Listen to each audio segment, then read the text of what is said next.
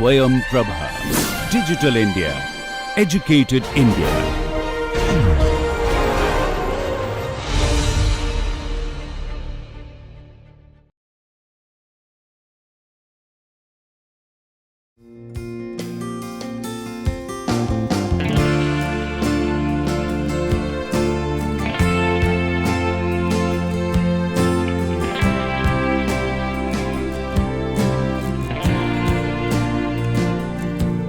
So, welcome to the final lecture of this particular series. Now, we are going to study bubble detachment today. So, if you take a look at the slide, you will find that a bubble, as we said, first it forms those nice hemispherical caps, and then it slowly grows, and at one point of time it detaches, right. So, bubble size at departure is dominated by a balance between buoyancy and the liquid inertial forces, particularly when the cavity size is small. Okay. If the cavity size is large, then the bubble growth is slow and inertia is unimportant, then the force balance between buoyancy and surface tension is what determines the bubble size at departure. So, for example, Fritz et al. Found that the bubble size as departure is given by this particular relationship, where this theta is basically nothing but this contact angle. Now, for water, okay, and for other fluids, okay, Cole and Renshaw found that the droplet size at the point of departure is also a function of the Jacob number, but this is a different definition of Jacob number, as you can see, but its essence is the same. This is the like the sensible enthalpy divided by the latent heat. So, it is also dependent on the Jacob number as well. So, this was like two different studies, but both the studies actually show that the bubble size at departure is usually buoyancy inertia dominated or buoyancy surface tension dominated, depending on the size and a multitude of other factors. Okay. Now, if we look at now this particular diagram over here, okay, you will find that there are many forces which are acting on a bubble at the point of departure, right. So, these forces are basically Fd, Fs, Fi, Fp and Fb. So, basically Fd is the drag force, Fs is basically the force due to surface tension, Fi is the inertial related force, Fp is the pressure force, and Fb is the buoyancy related force. Okay. Now, the bubble would actually depart if one of these forces, I mean the sum total of these forces somehow becomes imbalanced. So, let us go back to our little journal item over here, and there we will show that from the forces that are acting on the bubble, Fd plus Fs is equal to Fi plus Fp plus Fb, right. Okay. So, Fs is very straightforward, is 2 pi Rb into sigma into sin theta, right, where theta we know is a contact angle, Rb is equal to the base radius. This we already saw from that little figure that we had over here. So, this is your basically your Rb. Okay. So, you should consult the two notes. So, as the bubble grows, the drag force will act on the bubble, right. If the bubble is spherical and translates with a velocity of dr by dt. So, this is equivalent to saying that this is a bubble which is translating at a velocity dr by dt. There will be an equivalent drag force that will be created on the bubble. Okay. So, that drag force is given by Fd, and that is the drag force that we say is actually what is acting on the bubble, which is anchored onto the substrate, right. So, this drag force is given by Cd rho L by 2 dr by dt square pi r square, where Cd is basically equal to 45 by Re, Re is basically given by 2 rho L by mu L R into dr by dt. Okay. Now, for a spherical bubble submerged in a stagnant fluid, the buoyancy force is equal to the weight of the fluid displaced, right. Buoyancy force, Archimedes principle, is equal to the weight of fluid displaced, right. So, that Fb is therefore given as 4 pi r cube by 3 rho L minus rho V into G. Now, in most of the cases the vapor inertia is negligible, right. The inertia of the vapor phase within the bubble is negligible, but the inertia of the liquid surrounding the bubble is not negligible. Okay. So, what Hans and Griffith found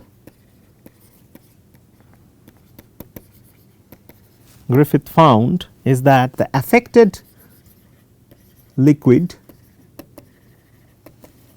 mass is 11 by 16th, that is a strange number, of the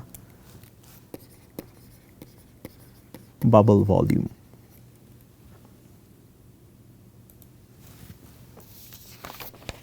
Okay. So, your Fi basically is given as 11 by 6 pi r cube rho L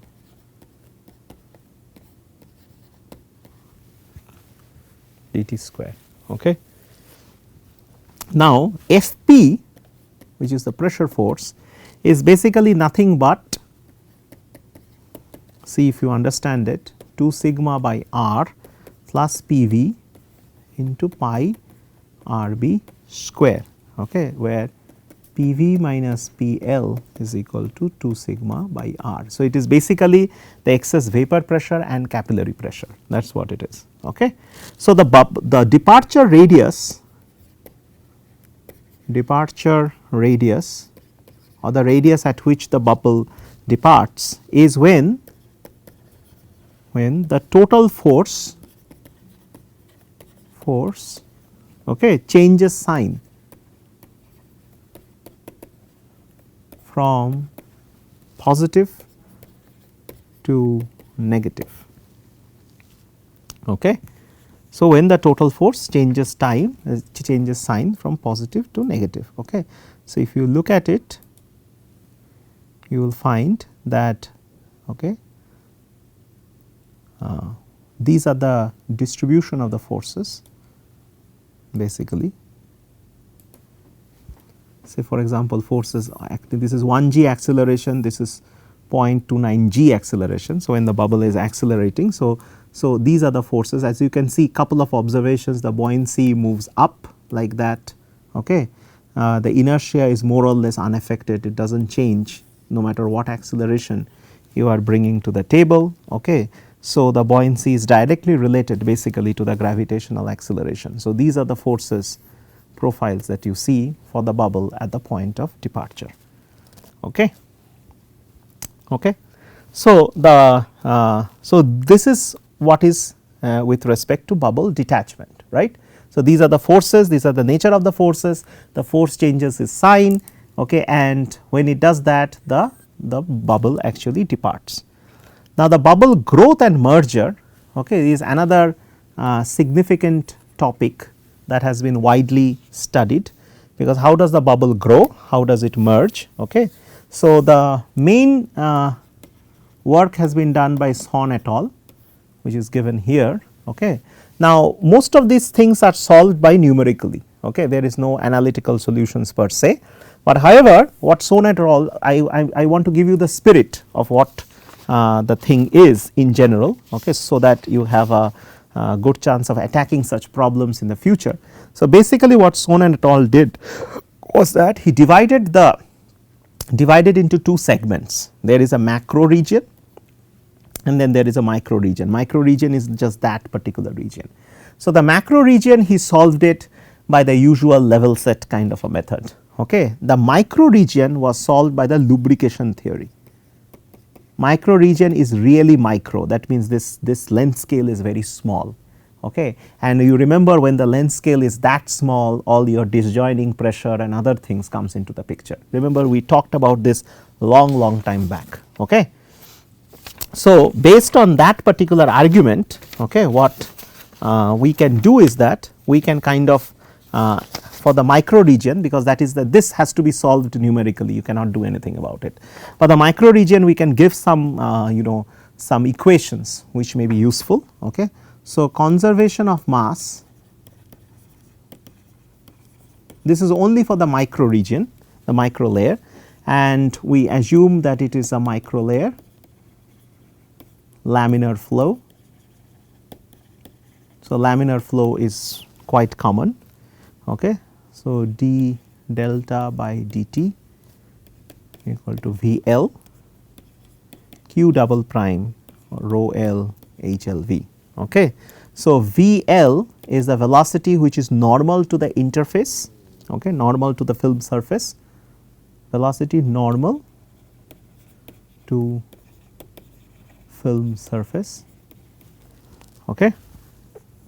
So, this V L from the regular continuity we can find it out to be like this, 0 to delta R U L dy, right. So, you can see this, that this is the change in the thickness of this layer, okay, which is given by the velocity and whatever is the heat. This is heat divided by whatever is the latent heat. So, that is that m, right. So, whatever is the mass that is being added to the whole thing. Okay. So, assume, so in this case we are going to assume that conduction is the main mode of heat transfer in the across the thin film. Main heat transfer mode across the thin film.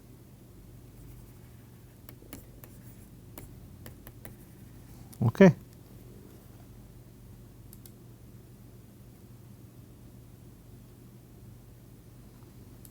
Okay, across the thin film. Okay. So, if that is the case, so assume conduction also from if we neglect inertia. So, we can write the lubrication equation basically.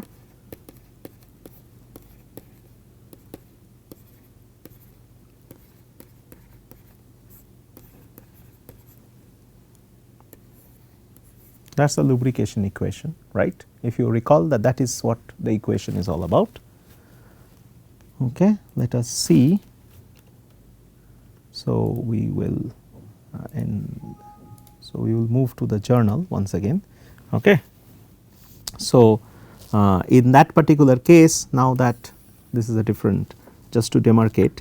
Okay. So, that is the lubrication theory. So, assuming conductive heat flux, what you have is that you have T W minus T delta divided by delta. So, the T delta is the temperature at liquid vapor interface, right. Okay, is a vapor interface. Also, you can write P L is equal to P V minus sigma k minus P D plus q double prime square divided by rho v H L v square. So, this is, you know, that this is the disjoining pressure which is given by this, okay, and k, which is the curvature, is actually given by R dr divided by 1 plus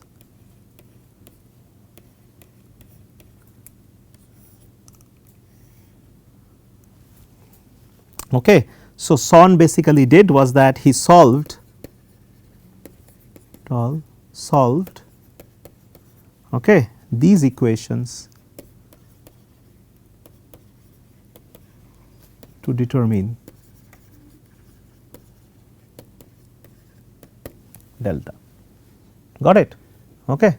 So, what was the thing? So, you already had the delta equation, you had the corresponding pressure equation, which is the lubrication theory, then you had the heat transfer, which is basically given by the conduction form, and then you had the pressure, okay, and you have the curvature. So, all of these things combined, you basically can find out, you solve these equations to determine what is going to be its delta. Okay. In the macro region, the entire thing was solved by the level set algorithm. Okay. So, this was what Son actually did. Okay. Let us go back to our little PowerPoint presentation, okay, over here. So, you can understand that how this region was basically. So, it is very simple, this equation and the heat conduction equation, okay, and that is how this was basically solved. Okay. Again, we are not going to show the solution, it is a lengthy process, okay. It is still solved numerically, you cannot solve it analytically, but these are the basic equations. So, you should get an idea of the basic equation, that what is happening. This is a continuity, for example, this is the continuity. If you look at this is the continuity equation, this is the momentum equation, and that is the corresponding energy equation, alright. Okay. So, 3 equations, but we are solving specific versions of the 3 equations. Okay. Okay. So, now let us look at some of the correlations, okay, because we are more or less towards the end. So, the first correlation that we are going to look at, in general the heat transfer and the heat flux and the heat transfer coefficient during evaporation and nucleate boiling can be correlated with the driving temperature difference.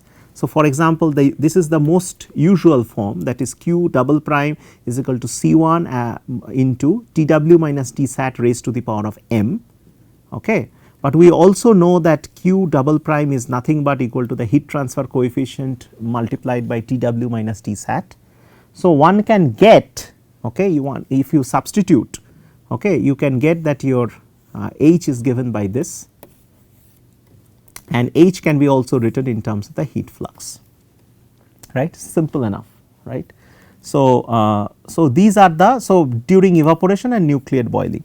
Now, if we compare, so there are a lot of constants, as you can see, C1, C2, C3, etc., etc. Now, during evaporation and nucleate boiling, so there are 2 paradigms over here. Now, let us look at nucleate boiling part. You will find that this m is of the order of 4. So, the heat flux is basically Tw minus Tsat raised to the power of 4, right. H is raised to the power of 3, that is 3. Okay, and this is H and Q's relationship is Q to the power of 3 by 4. Whereas, in the case of laminar and turbulent flow, whatever it is, okay, this exponent is very small, much smaller, right, compared to nucleate boiling, which is very normal, like nucleate boiling is nucleate boiling. So, it is a lot, it is a fundamentally a much aggressive mode of heat transfer, right. So, the heat flux is quite a bit off, okay. In the case of evaporation, this is only mildly above 1, right, it is just little above 1, okay, and the heat transfer coefficient is a lot, it is like 1/4, but in these 2 cases you can see that they are quite high. Okay. So, this C1, C2, C3 constants, okay, also depend greatly upon the properties of the fluid and the heated surface materials and whatever is the geometry. So, this is a geometry dependent, property dependent, the material that means if you have a material which has got a lot of these kind of wedges, right, okay, this C will be very different compared to a material which has got that kind of a texture. It also depends on the kind of fluid that you are actually dealing with. Okay. So, this is for example a typical temperature profile of nucleate boiling over a horizontal plate, okay, and this is another profile. In fact, more than this particular profile is, you would understand it better. So, heat transfer coefficient and heat flux have been plotted. So, you can clearly see that there is an evaporation regime and then there is this nucleate boiling regime, right, and you can see that the power law profile is the same, though it does not share the same functional coefficients, right. So, it is still power law, that means it is still Tw minus Tsat raised to the power of some m, right, but this value of m actually varies from here to here, okay, obviously this being more aggressive m than that. This looks almost linearish, okay, this looks like a lot higher coefficient than that.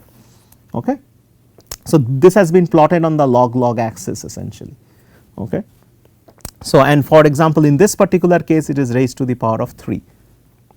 So, you can see what is the difference. Okay. So, evaporation is a lot milder process and boiling is a lot more aggressive process, and these are the correlations that we have given, and these are the corresponding coefficients. Okay. So, that provides you with the capability of calculating that what is the heat flux and what is the heat transfer coefficient, because in many cases you may not be interested in knowing all the bubble dynamics and all the other things, you may be just interested in knowing what is the heat transfer coefficient and what is the heat flux. So, that question we are able to answer here. The last discussion point is basically the critical heat flux, right. So, critical heat flux is, as if you recall your boiling curve, in fact we have it over here somewhere. So, this is the boiling curve, and as you know that the critical heat flux occurs at the end of the nuclear boiling spectrum, right. Okay. So, the critical heat flux, if we recall, so the critical heat flux, okay, is what is referred to at the end of the nuclear boiling. So, this is the maximum heat flux that is obtainable by nuclear boiling. So, heat transfer in nuclear boiling basically involves what? It involves heat conduction from the liquid to the liquid vapor interface, or evaporation at the liquid vapor interface, and escape of vapor from the heating interface. Okay. So, how is this critical heat flux reached? Okay. What is the mechanism? Now, if you recall earlier, what we said is that towards the end of the nuclear boiling, okay, these bubbles starts to merge with each other and form these vapor columns, like this is like columns of vapors that connects the surface, that the heated surface with the liquid pool, right. So, there are like columns of vapor that actually forms. So, these columns of vapors are subjected to Helmholtz instability. Okay. They appear on the interface of these large vapor columns that are leaving the interface, okay, and people actually have done linear stability analysis on this. Okay. Remember linear stability analysis, we did a little bit in atomizations, we did a little bit in Rayleigh-Taylor and Kelvin Helmholtz instabilities also, right. So, Linhart and Vijay Dheer used the most dangerous wavelength in a 2-dimensional pattern for Taylor instability formed between an horizontal semi-infinite liquid and the corresponding vapor column, okay, and that is given alpha d. Alpha d is basically the wavelength. Okay. The diameter of each of this column is assumed to be half the dangerous wavelength. Okay. Now, for a vertical liquid and vapor flow, the critical Helmholtz velocity is given by this, is basically the difference in the flux of the liquid and the vapor. Liquid and the vapor is the flux, it is basically the flux difference between the two, and that can be shown to be this, okay, where alpha is basically the wave number which is related to the wavelength by 2 pi by lambda d, right. So, combining these two, you get that the critical Helmholtz velocity is given by 2 pi sigma by rho v into lambda d. Lambda d is the most dangerous wavelength, it is also 2 times the diameter of each vapor column, right, that forms at the end of this nuclear boiling. Now, since the density of the vapor is significantly lower than the liquid, the upward vapor column velocity is much higher than the downward liquid column velocity, understood, because the vapor, because of its low density, it can move much faster, right, than the liquid which has got a much lower velocity. So, your UC is equal to UV, which is given by this particular term. Now, this is interesting, this is basically the ratio of the total surface area to the total surface area that is occupied by the vapor column. So, if you look at this particular diagram over here, what I am drawing over here, so these are say the pockets that are, these are the vapor columns, okay, all these are vapors, rest are liquid, right. So, if this is the total area, whatever, this area is given by your AC, right, and the vapors actually occupy together combined, they occupy this area AS. So, this is basically the total area ratio to the area ratio that is occupied by the vapor column, it is actually the other way around, I am sorry. So,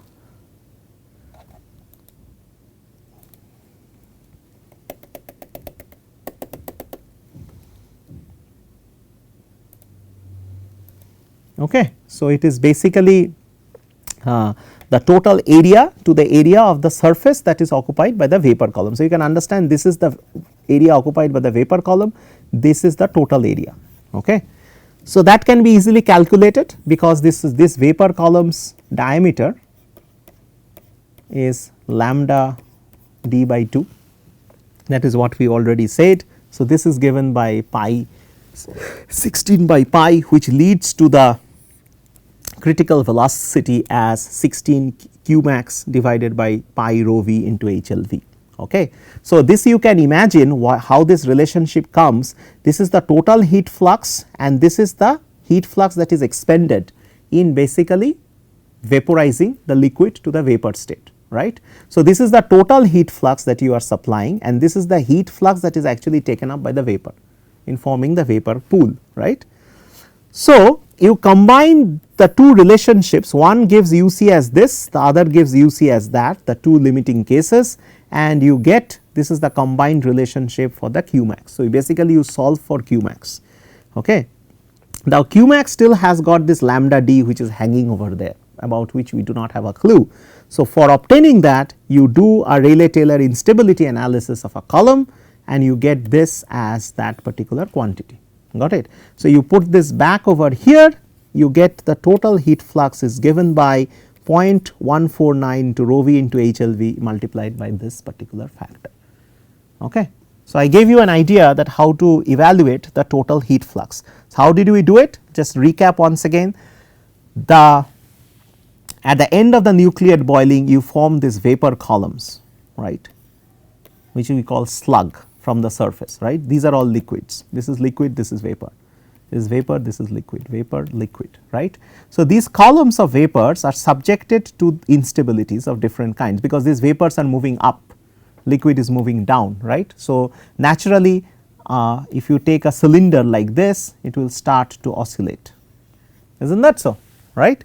So, as soon as it starts to do that, it develops that instability. So, standard instability analysis applies over here, right. What we have assumed though is that the thickness of this or the diameter of this columns is 2 times is to half of the wavelength of the most dangerous instability. Then what we did is that because these two streams are moving in opposite directions, right, we calculated what is the critical Helmholtz velocity, and from there what we did was that we calculated that we also calculated in a different way, assuming that the vapor velocity is too high, we calculated that what will be the velocity based from a heat transfer perspective, right, that is what we did. And then we calculated the area that is occupied by the vapor bubbles, assuming that this is lambda d by 2. So, combining these two expressions, we get an expression for Qmax which has a term called lambda d. So, that lambda d now we are going to close by using a Rayleigh-Taylor instability analysis, where we show that this lambda d is given by this particular expression. So, the CHF is given by this, which is basically, it is basically about 0.15. Okay. So, this has got all the relevant parameters over here. So, if the surface tension goes down, you know that the critical heat flux will also come down, okay, and similar and so long and so forth. So, the critical heat flux is actually given by this expression. This is valid over a wide range, very wide range, okay, of very wide range of conditions. Okay. So, with this we have covered many topics over here. Okay. We have just said how to evaluate the heat flux and the heat transfer coefficient, what is the definition of critical heat flux. We have given you an idea how to calculate it and what will be the relevant expression without actually solving them. These are the key relationships. Okay. We have also given you an idea how a bubble actually grows. Okay. What are the, during detachment, what are the forces that are acting on the bubble, how does a bubble actually grow from a heterogeneous surface, heterogeneous nucleation. There are two regimes that we showed over here, how surface imperfections can actually lead to growth, and when can a bubble grow. This is the part where it grows, this is the part where it is stable, this is the part where it is unstable. We already saw that in the previous ones. Okay. And we also explained the entire boiling curve, right, which are the curves. So, we say this is the thing, this is the Leidenfrost point, if you recall. Okay. So, Leidenfrost point, and the catastrophic failures starts to happen when you actually have the heat flux much above the critical heat flux values. We also said what is subcooled and saturated boiling, okay, subcooled and saturated boiling over here, and of course we also compared what is the difference between evaporation and nucleate boiling. So, with this we end this particular lecture and this particular course. So, we have given you an idea about what boiling is, okay, what are the different classes of boiling, and some key mathematical relationships that basically isolates boiling from the from evaporation, and what are the key features of boiling. Of course, there are a lot of more materials that needs to be covered if this is a full-fledged course on boiling. Okay, thank you.